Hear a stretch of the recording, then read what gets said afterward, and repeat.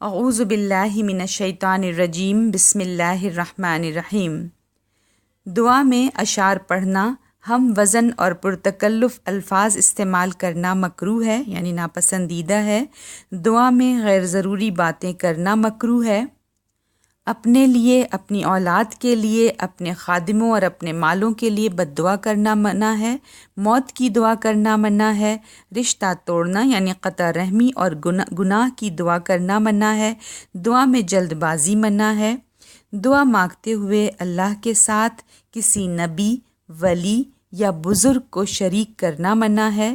مسنون یعنی نبی اکرم صلی اللہ علیہ وسلم سے ثابت شدہ دعا کے الفاظ میں تبدیلی یعنی رد و بدل منع ہے۔ آج کی حدیث نمبر 101 یعنی ہے کہ اپنے گناہوں کی سزا دنیا میں پانے کی دعا کرنا مکروہ ہے۔ انس رضی اللہ عنہ ان رسول اللہ صلی اللہ علیہ وسلم عاد رجلا من المسلمین قد خفت فصار مثل الفرخ فقال له رسول اللہ صلی اللہ علیہ وسلم هل كنت تدعو بشيء او تسأله إياه؟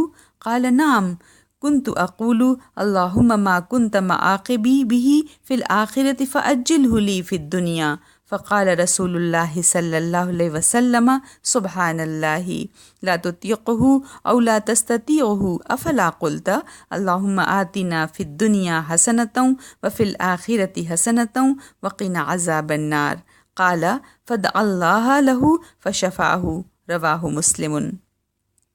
حضرت انس رضی اللہ عنہ سے روایت ہے کہ نبی اکرم صلی اللہ علیہ وسلم نے ایک مسلمان کی عیادت کی جو بیماری کی وجہ سے چوزے کی طرح یعنی مرغی کے بچے کی طرح ہو گیا تھا۔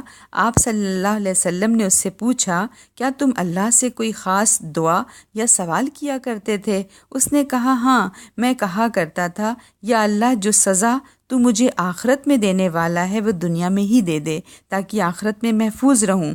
نبی اکرم صلی اللہ علیہ وسلم نے فرمایا، سبحان اللہ، تجھ میں اتنی طاقت کہاں؟ یا فرمایا، تجھ میں اتنی استطاعت کہاں؟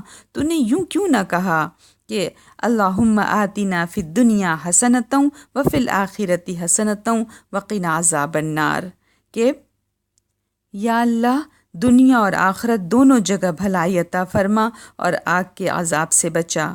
حضرت انس رضی اللہ عنہ کہتے ہیں، پھر نبی اکرم صلی اللہ علیہ وسلم نے اس کے لیے دعا فرمائی اور اللہ نے اسے اچھا کر دیا۔ اسے مسلم نے روایت کیا ہے۔